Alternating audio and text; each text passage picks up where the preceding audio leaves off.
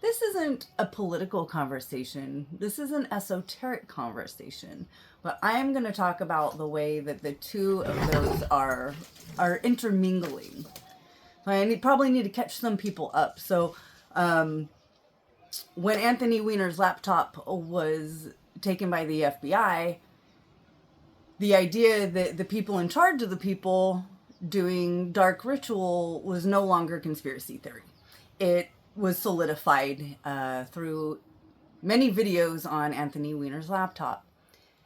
And then Epstein files happened, and we saw it again.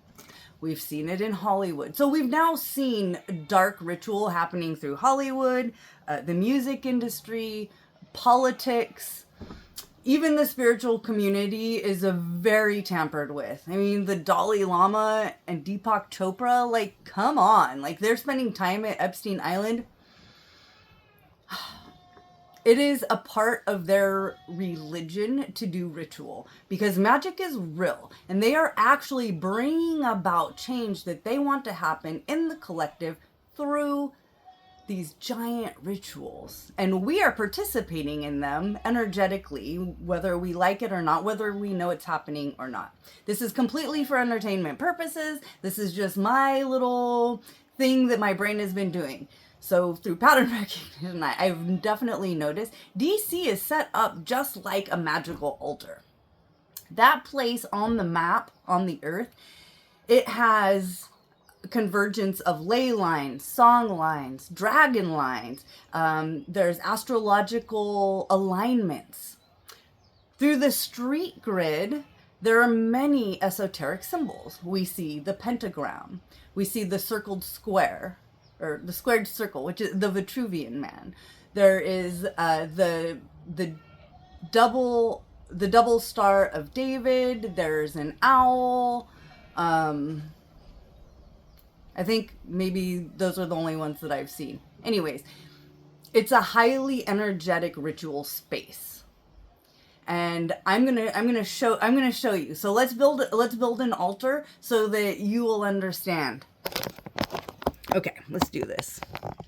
Okay, when you go to build an altar, you need to know your cardinal directions because you're going to be very interested in the way the energy is flowing and the different elements that you're working with, depending on the ritual that you are trying to accomplish. So I see this as they're clearing the altar. So let's talk about the altar. So we have north. North is the energy of stability and structure and abundance, manifestation. This is basically 3D life. This is representation of Earth. So I'm going to use my little fairy rock. Now we move to the east. This is air energy. This is about ideas and laws and wisdom and vision. This is where the Capitol building sits. So I'm gonna put my little shell here, and then we have our little feathers, and this is going to represent air for us. So we have our air. This is actually Capitol building. And then we move into the south. So the south is fire. This is the willpower, public gathering, passion, transformation. This is activation energy. And while we don't see an actual fire here, the energy that the people bring is the fire energy. And so we are going to represent that with a sage because we all know DC could use a little bit of sage. So we're going to move on to the west. The west is water. This is emotion and dreams and intuition. This is also our subconscious energy and our ancestor energy. So what do we see here? We see the reflecting pool, right? It used to be a reflecting pool. Now it's a sloppy mess. But when it was a reflecting pool, it was not only water, but it was a mirror. And having a mirror on your altar is highly powerful. It's going to double the energy of anything it's reflecting. But some people just think that a mirror is a portal. So when you look in a mirror, that you're actually looking at yourself in another timeline, not in this timeline, but you're seeing into another dimension where you exist. mirrors are also used for scrying. Mirrors are very magical and they're very powerful. So we see here, we have the reflecting pool. And if we pull in the Vitruvian Man, so we have our pentagram, we have our squared circle, the very center, our axis mundi, is the Washington Monument. This is actually also the Vitruvian Man's tower, if you catch my flow. There is also, what do we see? Here we see Lincoln. He brings in ancestor energy, but he also brings in witness, the perpetual witness. Because if you do a spell, you do a ritual, it's not complete without a witness. Think about getting married. You have to have 2 witnesses or you're not officially married. So the witness is actually really important. So if we look at DC like an altar, we have all of our pieces lined up. But what we see is an adulteration of the altar. So I'm going to move our air. We're going to move him. So what we're seeing now is the reflecting pool is sloppy and gross, right? They have broken the mirror. Because you can't tell me that this is an accident. I mean, seriously? Like, are you getting your pool guys off of Craigslist here? I'm pretty sure there's at least one guy in my town who can just balance the water there. But for $16 million, like somebody, I mean, I'll read a book, I'll figure it out. So we see that our mirror has been broken. We also see a transfer of energy. Because they have taken the UFC, which is fire energy, activation energy, and they have put it in between, they put it in the liminal space between our feminine and our masculine energy.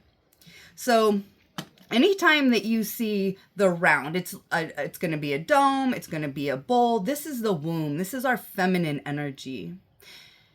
And you'll see it paired with the phallus. So sometimes you'll see like a bowl, and in the center of the bowl, you'll see a tower, or you'll have a cup and a tower. Here we see the dome of the White House and the tower. So this liminal space here is a highly energetic space. And actually a lot of people have said, they've come out and said that they've seen like ritual happening here, people in ritual garb. So we know that this liminal space here is powerful for them, but they've taken it and put power, or they put the fire here. So is this a clearing of the altar? That's what it looks like. It looks like they are severing the circuit.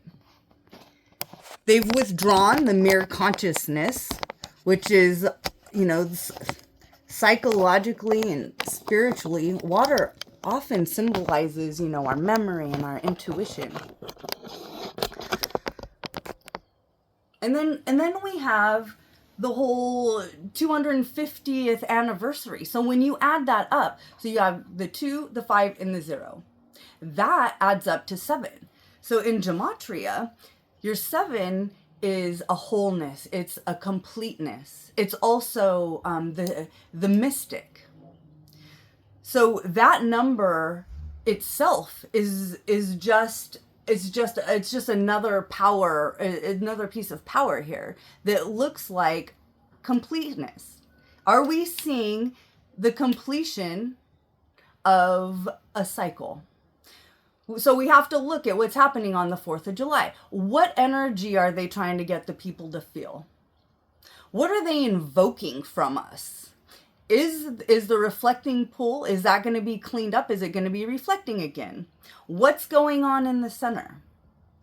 All of these things are really important in an altar. And in 2012, they also messed with the reflecting pool. And 2012 was a highly energetic turnover. The Mayan calendar was flipped over at that time as well. So I truly believe that this is a living altar. So if you have some ideas about that, I would totally love to hear it. I mean, anybody else have some weird ideas about this? Because this is, you know, just entertainment purposes only, just my crazy ideas, but it lines up. So I'd just like to know what other people think about this.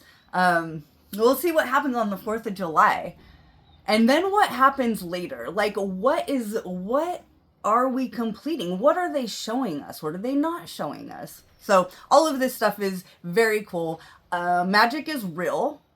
You know, these people who value time and money, and they spend a large amount of time doing ritual. And we are actually contributing to it. When you watch a concert, you are contributing to it. When you watch the inauguration, you are contributing with your energy. And if you want your energy to move us into a higher timeline, what we have to do together is project. So he's causing the chaos. We know that Trump is the chaos bringer, but what happens after the chaos? Is the intention moving more towards something sovereign where the people are a little bit more free and the dark energy gets wiped out? Or are we going to be immersed deeper into the dark energy because we are at a tipping point? And honestly, you get to choose the timeline that you're going to be in because there are multiple timelines. So where you are and how you are perceiving this is projecting an energy, which is projecting where you're going to end up. So whether you like Trump or not, it doesn't matter. If you can just envision we, the people, being led in the right direction into a more wholesome space, that's where the energy is.